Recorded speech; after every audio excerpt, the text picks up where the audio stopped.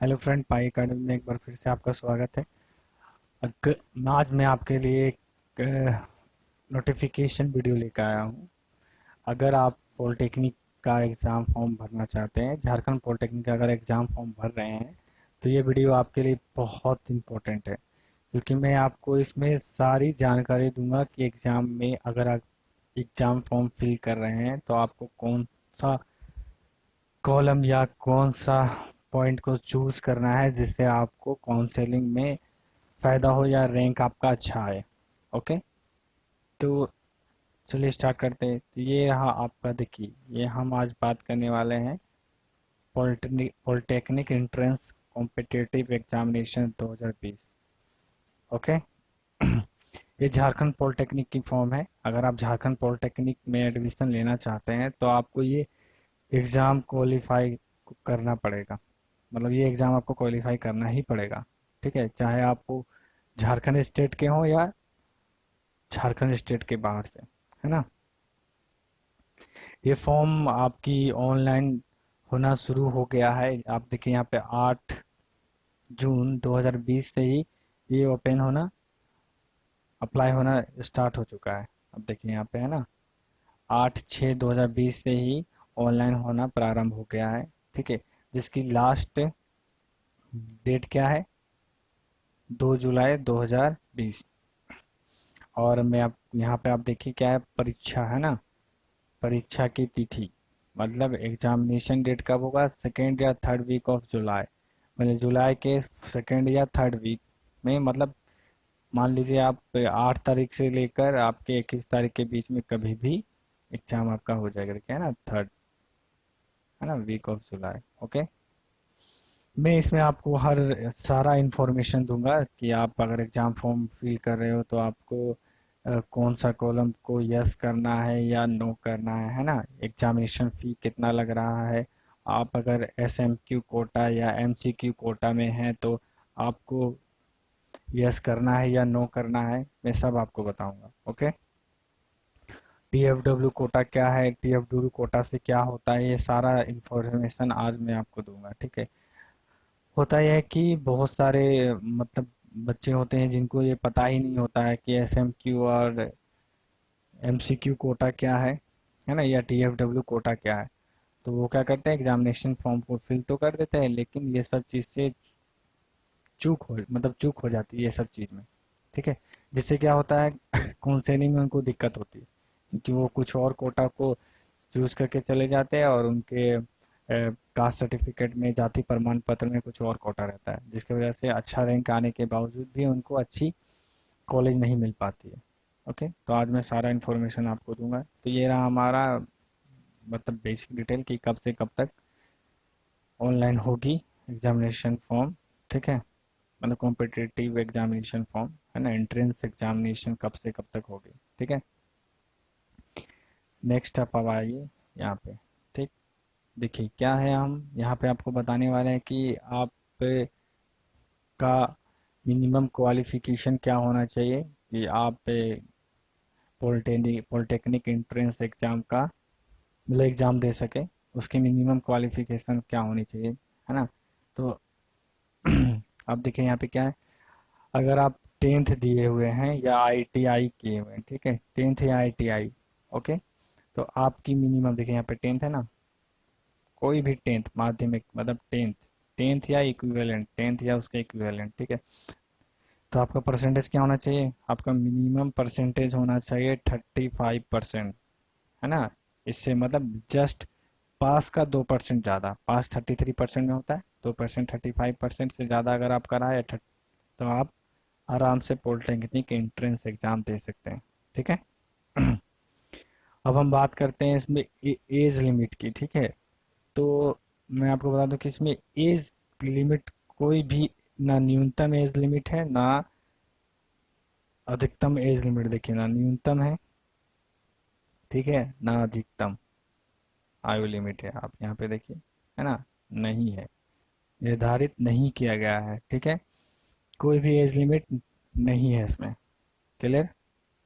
लेकिन आपको क्या है कि अगर आप माइनिंग ब्रांच लेना चाहते हैं, माइनिंग ब्रांच, तो माइनिंग ब्रांच की एज लिमिट है।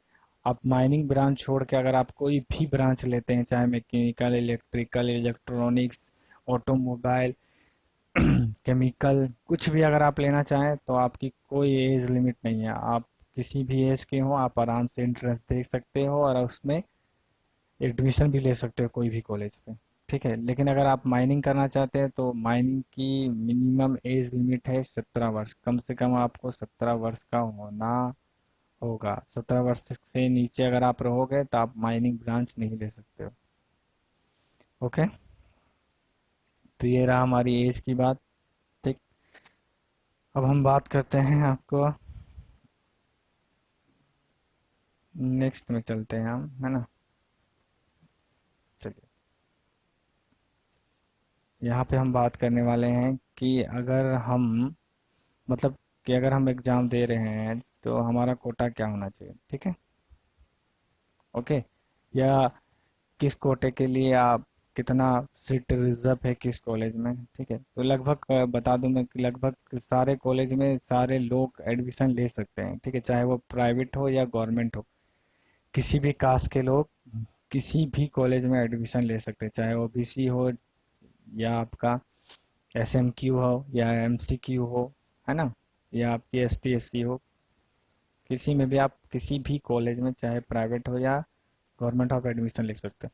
लेकिन एक जमशेदपुर में कॉलेज है, अल कबीर पॉलिटेक्निक कॉलेज। ठीक है, देखिए यहाँ पे मांगो जमशेदपुर में, तो यहाँ पे मुस्लिम के लिए 50% सीट रिजर्व है। ठीक है, कितनी परसेंट सीट रिजर्व है? 50%। आप देखें यहाँ पे 50% सीट रिजर्व है। यहाँ पे 50% सिर्फ मुस्लिम ही एडमिशन ले सकते हैं। ओके, मतलब मुस्लिम के लिए अल कबीर पॉलिटेक्निक में 50% सीट क्या है? रिजर्व है। Okay, clear. चलिए अब हम बात करते हैं कि अगर मतलब मेरा एग्ज़ाम कितने आवर का होगा, तो ये एग्ज़ाम होगी 2.5 घंटे की, है ना, 2 घंटा 30 मिनट की। और OMR सीट पे होगी, मतलब आपको गोल गोल गोल करके करना होगा, है ना, टिक लगाने वाला। ठीक है, और ये आपकी इसमें 3 विषय की एग्ज़ाम होगी। पहला है भौतिक, भौतिक विज्ञान। ठीक है, भौतिक मतलब विज्ञान मतलब फिजिक्स, है ना। रसायन विज्ञान मतलब केमिस्ट्री, गणित मतलब मैथ। और सबके भौतिक विज्ञान के कितने, मतलब फिजिक्स के 50 अंक होंगे, है ना। ठीक है, रसायन विज्ञान के क्या होंगे? 50। गणित के भी क्या होंगे? 50। ठीक है, क्लियर। एग्ज़ाम कब होगी? जुलाई माह के प्रथम सप्ताह में, मतलब जुलाई के 1 से लेकर 7 तारीख के बीच में आपका क्या होगा? एग्ज़ाम हो जाएगा। ओके, चलिए अब नेक्स्ट हम आपको नेक्स्ट टॉपिक पे ले जाते हैं कि अगर आपको एग्ज़ाम, मान लीजिए आपको एग्ज़ाम क्या होगा कि अगर झारखंड के अंदर एग्ज़ाम हो रही है तो आप कोई भी, जैसे रांची, हजारीबाग, जमशेदपुर, धनबाद, दुमका, बोकारो, डाल्टनगंज वगैरह, कोई भी डिस्ट्रिक्ट, आप इनमें से कोई भी डिस्ट्रिक्ट आप एग्ज़ाम सेंटर के लिए चूज़ कर सकते हैं। ठीक है, कुछ कुछ डिस्ट्रिक्ट इसमें नहीं है, ये सारे डिस्ट्रिक्ट हैं। ये सारे डिस्ट्रिक्ट में किसी भी डिस्ट्रिक्ट में आप जाके एग्ज़ाम दे सकते हैं। आप चूज़ करने, आप जब फॉर्म अप्लाई करोगे तो आपको चूज़ करने का ऑप्शन भी देगा, आप वहाँ से चूज़ कर सकते हो। फॉर्म कहाँ से अप्लाई करेंगे, तो ये देखिए आपकी क्या, http://jcecb jharkhand.government.in पे आप जाके अप्लाई कर सकते हो। ठीक है, ये आपकी ऑनलाइन पोर्टल है। ठीक है, क्लियर।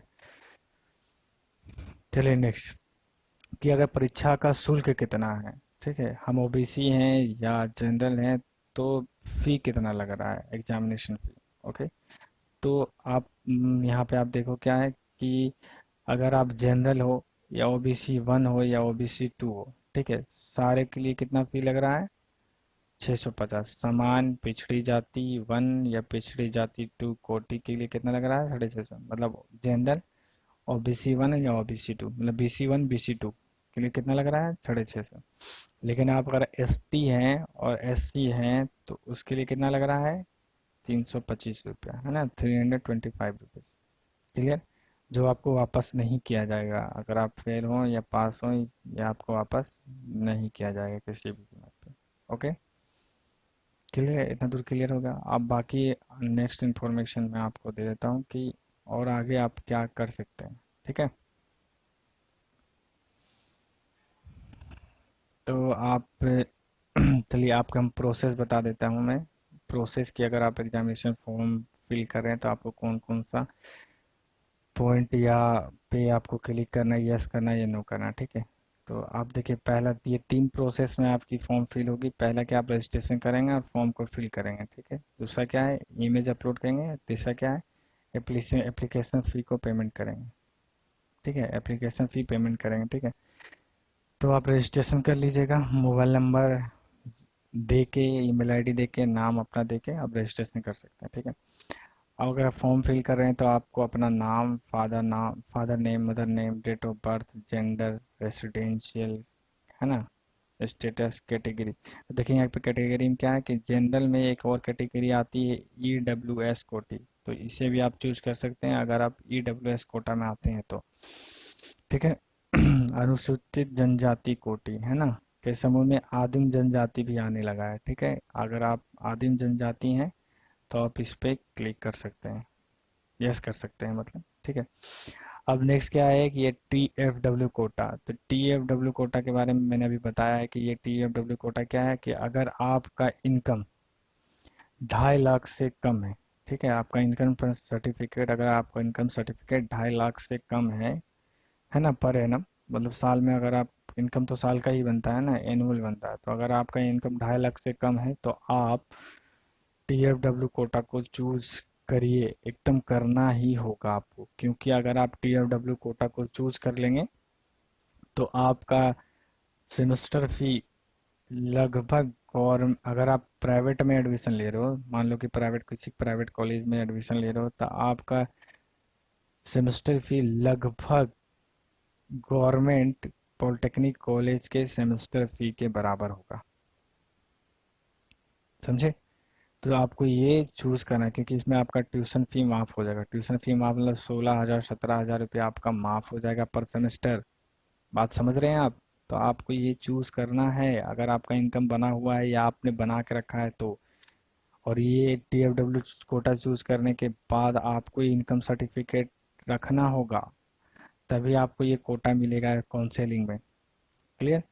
अब यहाँ पे देखिए, पर्सन विथ डिसेबिलिटीज, जिनके हाथ पैर वगैरह कुछ अगर टूटा हो या काम नहीं करता हो उनके लिए ये SMQ कोटा क्या है, ये SMQ कोटा है कि अगर जैसे क्या है, सर्विस मैन कोटा। ठीक है, क्या है, सर्विस मैन। SMQ क्या है, सर्विस मैन कोटा। अगर आप किसी सर्विस में थे, रिटायर हो गए, तो, है ना, जैसे नेवी वाले, NDA वाले, कुछ कुछ सर्विस ऐसे होते हैं कि 5-6 साल के लिए होता है गवर्नमेंट जॉब, फिर वो रिटायर कर दिए जाते हैं, तो उनके लिए ये कोटा है। ठीक है, जो पहले गवर्नमेंट जॉब कर चुके हैं और रिटायर हो गए हैं तो उनके लिए ये कोटा है। क्लियर। ठीक, फैमिली, मतलब एनुअल फैमिली इनकम को भी चूज करना और आपको उसको फिल करना। ठीक है, ये MCQ कोटा क्या है, ये मुस्लिम कैटेगरी या मुस्लिम कास्ट कोटा है। ठीक है, MCQ है, ये मुस्लिम के लिए है, मुस्लिम कास्ट कोटा। ठीक है, मुस्लिम के लिए, कि अगर आप मुस्लिम हो तो आपको MCQ को आपको चूज करना होगा। ठीक, बाकी ये जनरल है, Aadhaar number, choose of examination centre, है ना, ईमेल आईडी, मोबाइल नंबर वगैरह वगैरह। फिर आप सेव करें, नेक्स्ट करें, क्लिक करें, मोबाइल नंबर दीजिए, लॉगिन आईडी, पासवर्ड डालिए। उसके बाद क्या है, आपको एजुकेशनल डिटेल्स डालना है कि आप 10th किए हो या 12th किए हो, है ना, ये कितना परसेंटेज है वगैरह वगैरह ना, टोटल मार्क्स, ऑब्टेन मार्क्स दिख रहा है आपको, ऑब्टेन मार्क्स परसेंटेज, CGP हो तो CGP डालें, है ना। और फिर कम्युनिकेशन डिटेल्स, आप यहाँ से कम्युनिकेशन डिटेल्स देख लिए, आपका एड्रेस वगैरह जो है आपको डालना होगा। और सबसे बड़ी बात, अगर आप जो एड्रेस डाल रहे हो वही वही एड्रेस आपके रेसिडेंशियल सर्टिफिकेट में भी होना चाहिए, है ना, क्योंकि वहाँ पे जब आप काउंसलिंग में जाओगे तो आप, जांच होगी वहाँ पे। ठीक है, और जांच में अगर आपकी गलत निकली तो आप मनचाहा कॉलेज नहीं ले पाओगे, और हो सकता है कि आपको डिस्क्वालीफाई भी कर दे। क्लियर। और ये दिख रहा है आपको, यूज़र आईडी एंड पासवर्ड को आप आराम से सेव करके कहीं पे रख लें, क्योंकि आप, जब तक आपका काउंसलिंग नहीं हो जाएगा तब तक आपका ये काम ही आएगा, इसलिए तब तक आपको रखना होगा। नेक्स्ट क्या है, स्टेज। स्टेज में क्या, आपको इमेज को अपलोड करना है। ओके, तो इमेज अपलोड करने का क्या है कि आपकी इमेज की मतलब साइज कितनी होनी चाहिए, 15 KB से लेकर 100 KB के बीच में। कौन सा फॉर्मेट में होना चाहिए, जेपीजी फॉर्मेट में। ठीक है। और सिग्नेचर कितना से होना चाहिए, 10 KB से लेकर 30 KB तक। ठीक है। ये भी किस में होनी चाहिए, जेपीजी फॉर्मेट में। और क्या है आपका थंब इम्प्रेशन भी होना चाहिए आपके ना, 10 से लेकर 30 KB के बीच में। ओके, ये थंब इम्प्रेशन आप ऐसे बायोमेट्रिक्स से कर सकते हैं। ठीक है, क्लियर। प्रीव्यू देखें, चेक कर लीजिएगा आप कि आप सब सही भरे हैं कि नहीं भरे हैं। अगर गलत भरे हैं तो मॉडिफाई बटन पे क्लिक करके आप मॉडिफाई उसको कर लीजिएगा। ठीक है, फिर मतलब एडिट कर लीजिएगा, मॉडिफाई बटन पे जाके एडिट कर लीजिएगा। क्लियर। फिर आप उसे सेव करिए, कंटिन्यू करिए, फिर लॉक करिए एप्लीकेशन एंड क्लिक। ठीक है। नेक्स्ट क्या है आपका, नेक्स्ट स्टेज क्या है कि आपको एप्लीकेशन फ़ी पेमेंट करना है। जैसा कि मैंने आप पहले ही बताया कि अगर आप जनरल BC1 या BC2 में है तो आपको 650 रुपये पे करना है और अगर आप ST SC में है तो आपको 325 रुपये पे करना है। ठीक, चाहे वो आप UPI से करें या क्रेडिट कार्ड से करें या डेबिट कार्ड से करें। ओके, ठीक। तो ये इन्फॉर्मेशन रहा आपके लिए कि अगर आप एग्जामिनेशन फॉर्म भर रहे हैं तो ये आपके लिए बहुत, ये सब जानना आपके लिए बहुत इम्पोर्टेंट था, है ना। और अगर आपको फिर भी अगर किसी चीज़ के लिए आप या किसी कोई चीज़ आपको अगर समझ में नहीं आया हो, या आप और किस मतलब किसी चीज़ को अच्छे से जानना चाहते हैं कि मुझे TFW कोटा का फुल इंफॉर्मेशन दीजिए, या MCQ या SMQ। ठीक है, तो आप कमेंट करिए, मैं आपको बता दूंगा। ठीक है। क्लियर सी बात। तो ये रहा हमारा आज का इंफॉर्मेशन। ठीक है। आपको मैं बता दूं कि अगर आप फॉर्म फिल कर रहे हैं तो अभी से ही आप क्या करिए, अगर आप OBC हैं तो OBC सर्टिफिकेट बना लीजिए, आय आय इनकम सर्टिफिकेट बना लीजिए, रेसिडेंशियल सर्टिफिकेट बना लीजिए और कास्ट सर्टिफिकेट बना लीजिए। ये आपके लिए बहुत इंपॉर्टेंट है क्योंकि ये आपको काउंसलिंग में लेके जाना ही होगा। और अगर आप चाहते हैं कि हम मुझे TFW कोटा मिले या, है ना, तो आपको इनकम सर्टिफिकेट और रेसिडेंशियल और कास्ट सर्टिफिकेट आपको लेके जाना ही होगा, तभी आपका कम पैसा लगेगा या कम फी लगेगा। ठीक है।